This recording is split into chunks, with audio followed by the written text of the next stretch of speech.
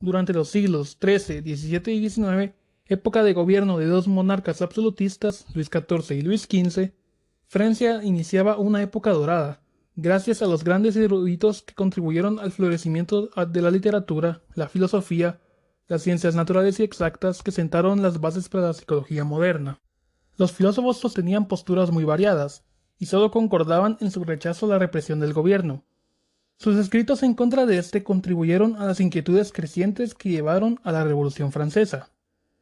Las críticas de la Iglesia por parte de los filósofos tuvieron un efecto notable en la psicología, sobre todo en cuanto trataron de liberarla de considerar los conceptos cristianos del alma. Los discursos filosóficos acerca de la psicología llevaron a la reinterpretación de las ideas de Descartes para concentrarse en las sensaciones. Sensualismo. Cuando se habla del sensualismo, se hace referencia al pensamiento psicológico francés suscitado luego de Descartes. El dualismo de mente-cuerpo cartesiano fue desapareciendo cada vez más, ya que para el sensualismo su única fuente de conocimiento provenía de la experiencia sensorial humana. Étienne Bonnot de Condillac empezó a dar forma a esta nueva corriente denominada sensualismo francés. Se encontraba fascinado por la literatura y la filosofía, por lo que deja al lado su educación y carrera eclesiástica para seguir el camino de grandes filósofos como lo fueron Descartes y John Locke, para luego distanciarse del pensamiento de sus predecesores en su obra más famosa titulada Tratado de las Sensaciones, comenzando a dar una interpretación psicológica diferente basada exclusivamente en la experiencia sensorial. Para Condillac, las ideas innatas planteadas por Descartes eran inexistentes, pero enfatiza la existencia de una unidad que da origen a la complejidad de la mente, siendo esta una capacidad sensorial. Este filósofo nos ejemplifica su idea de una mejor manera con la analogía de la estatua de Condillac, en donde tenemos que imaginar una estatua dorada como los seres humanos, con una organización interna y una mente, pero esta carece de ideas y solo presenta un sentido, el olfato, y la posibilidad de distinguir entre placer y dolor. De esta manera es en la que nos demuestra que es necesario diversas capacidades sensoriales para tener actividades psicológicas complejas. Si la estatua desarrolla otro sentido, podrá ser capaz de juzgar y comparar entre ambos. De esta manera se acercará cada vez más a actividades más complejas como la memoria, imaginación, conductas de acercamiento, evitación y la voluntad. Los aspectos de la personalidad y el concepto del yo se desarrollan a medida que haya una acumulación de experiencias, memorias y deseos. Con esto podemos concluir que Condillac define las funciones psicológicas a partir de un sentido, y el concepto de mente son únicamente la función de recibir la experiencia sensorial y almacenar sus recuerdos, introduciendo la noción materialista del pensamiento psicológico moderno que fue implementada durante la Revolución hasta la reacción en contra del materialismo. Lastimosamente redujo a la mente en este superfluo que solo recibe y almacena la información. Charles Bonnet termina enriqueciendo el pensamiento de Condillac y su analogía de la estatua, agregando un sistema nervioso, que sería a cargo de las sensaciones y funciones psicológicas que es como lo son la atención, la memoria y el reconocimiento. Es decir, que de cierta manera Bonnet aporta un sistema de mecanismo y una base razonable del pensamiento de Condillac, aumentando aún más la postura materialista psicológica y disminuyendo la posición de la mente como un ente activo. Pero yo quiero a mi abogado. Tengo miedo, tengo miedo, tengo miedo, tengo miedo, tengo miedo, tengo miedo, señor. Julian Offray de la Metri redujo a la psicología como fisiología y la vería como un movimiento del elemento activo de la materia. El movimiento es el principal encargado de hacer el corazón latir y el cerebro pensar. Además, Metri implementa el principio hedonista a su ideología, la cual no debemos olvidar que es la búsqueda del placer y la evitación del dolor. A pesar de sus críticas, incluyó mucho en la psicología francesa con el implemento de las leyes mecánicas de la fisiología. Lastimosamente, desplaza a la psicología y la sustituye por la fisiología. Helvesio era un filósofo que mantenía la idea de Metri sobre el principio hedonista, ya que lo veía como un principio motivador.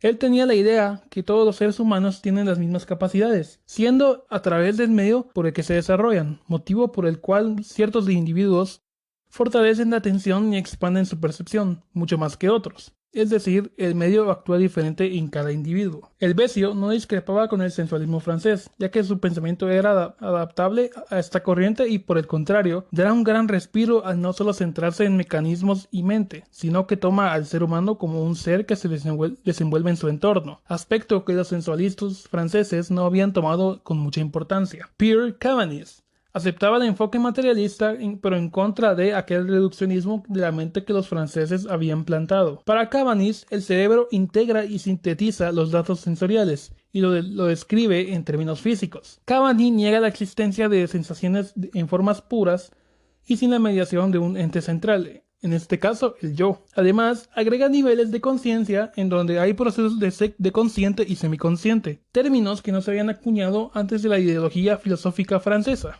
En resumen, podemos decir que Cabanis se sale de la idea de una mente pasiva y reactiva, pero sigue fiel a una estructura materialista y fisiológica. La psicología de Maine-Biran. El renombrado filósofo y psicólogo estadounidense William James se refirió a Maine de Biran como el mayor psicólogo del siglo XVIII. Biran comenzó su obra dentro del sensualismo francés, siendo más adelante donde rompe sus restricciones a favor de una psicología completa y dinámica.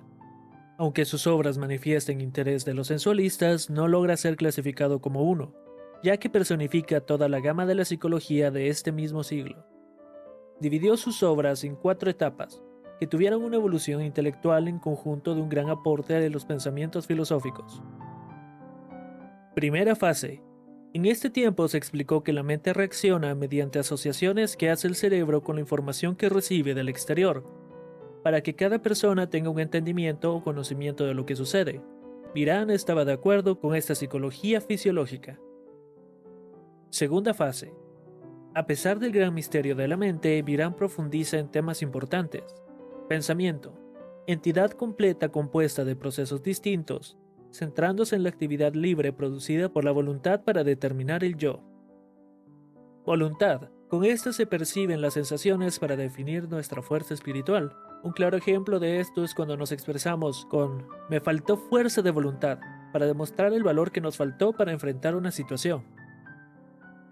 Tercera fase. Biran le da un concepto a la psicología. Este es ciencia de datos de la conciencia. Le daba mucha importancia a la voluntad, ya que esta es la fuerza de cada persona para alcanzar su libertad, respondiendo así a la afirmación de Descartes. Pienso, luego existo, con tengo voluntad, luego existo. Porque con la voluntad no solo tenemos libertad, sino que también motivación y deseo. Cuarta fase. Biran se enfocó en la experiencia religiosa, para encontrar un concepto de la psicología enlazada con la espiritualidad de cada persona. Podríamos decir que fue una persona curiosa, activa o poco conformista, porque siguió con su búsqueda para ampliar la psicología y que fuera una disciplina con un campo de estudio general en lugar de tener varios campos de estudios y quedar en un limbo. Él propuso a la diversidad individual y llamó a la unidad del individuo, evolución intelectual.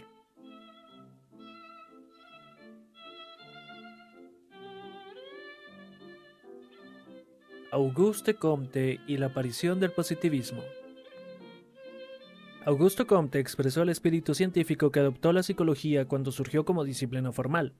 Al mismo tiempo, la aplicación de sus propias ideas dio lugar a un intento utópico que desconcertó a quienes trataron de tomarlo en serio.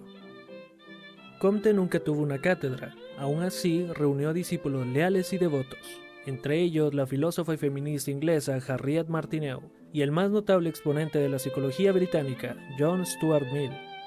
Y aunque sus medios de vida eran precarios y sus temerarias aventuras amargaron a muchos de sus primeros admiradores, a finales de la década de 1840, la aplicación de la teoría de Comte tenía una estructura de la sociedad similar a la organización jerárquica de la Iglesia Católica Romana, solo que la humanidad sustituía a Dios y Comte al Papa.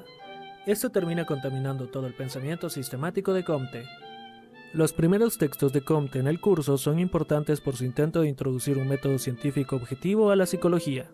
Afirmaba que las explicaciones de la vida se han desplazado de una base teológica a una metafísica, en tanto que continúa el progreso intelectual del hombre. Para Comte, el cambio final de la base metafísica a la positiva indica una madurez en la ciencia.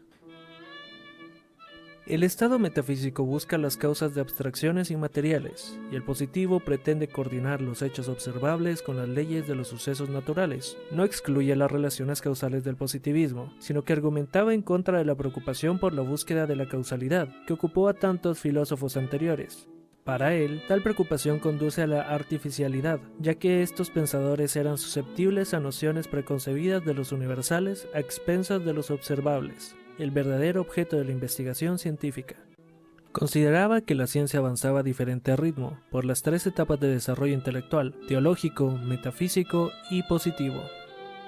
Por eso consideraba la ciencia como un conocimiento relativo, porque el positivismo solo toleraba una imagen de la naturaleza limitada y mudable. Señaló 6 ciencias básicas: matemáticas, astronomía, física, química, fisiología o biología y sociología, omitiendo la psicología y adjuntándose a la fisiología. Luego añadió la ciencia de ética en esta psicología social, que para él no significaba el estudio de la moral, sino la conducta social observable.